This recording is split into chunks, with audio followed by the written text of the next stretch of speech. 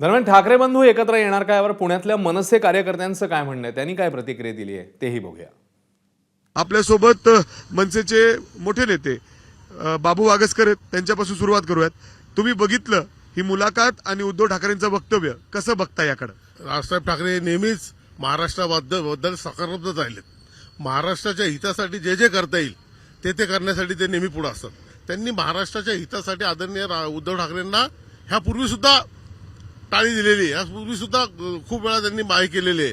परंतु महाराष्ट्राचं हित जपण्यासाठी आदरणीय राजसाहेब ठाकरे उद्धव ठाकरेंना टाळी देऊ शकतात. अनेक वेळा प्रयत्न झालेत त्यांना दोघांना एकत्र. मनसैनिक म्हणून तुम्हाला सगळ्यांना काय वाटतं?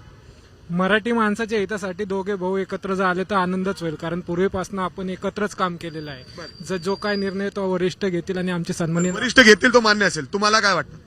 उद्धव ठाकरे साहेब आणि राज ठाकरे साहेब हे महाराष्ट्र हितासाठी दोघांनी एकत्र यायलाच पाहिजे आणि महाराष्ट्रीयन लोकांसाठी काहीतरी पुढाकार घ्यायला पाहिजे. उद्धव साहेबांनी राजसाहेबांनी दोघं भावांनी एकत्र येणे ही महाराष्ट्राच्या काळाची गरज आहे.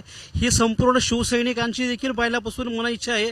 तुम्ही आज आम्हाला सोडता डायरेक्ट कुठल्याही शिवसैनिकाला जरी विचारलं तरी तुम्हाला तेच सांगणार आहेत की ह्या दोघं भावांनी एकत्र यावं ही आमची मनोमन इच्छा आहे. आणि आम्ही मनसैनिक म्हणून आमची देखील इच्छा आहे की दोघी भावांनी एकत्र यावं. महाराष्ट्राची जी परिस्थिती आता सगळ्या बाबतींमध्ये आता परिस्थिती खालवलेली आहे किंवा विस्कटलेली आहे आणि लोकांचा कोणावरही विश्वास राहिला नाहीये.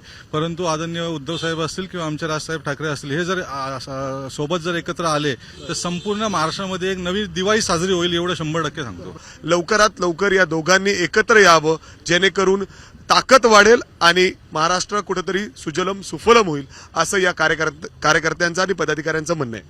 कॅमेरामॅन अमोल गवाळेसह मी मिकी घई, एबीपी माझा, पुणे. एबीपी माझा, उघडा डोळे बघा नीट.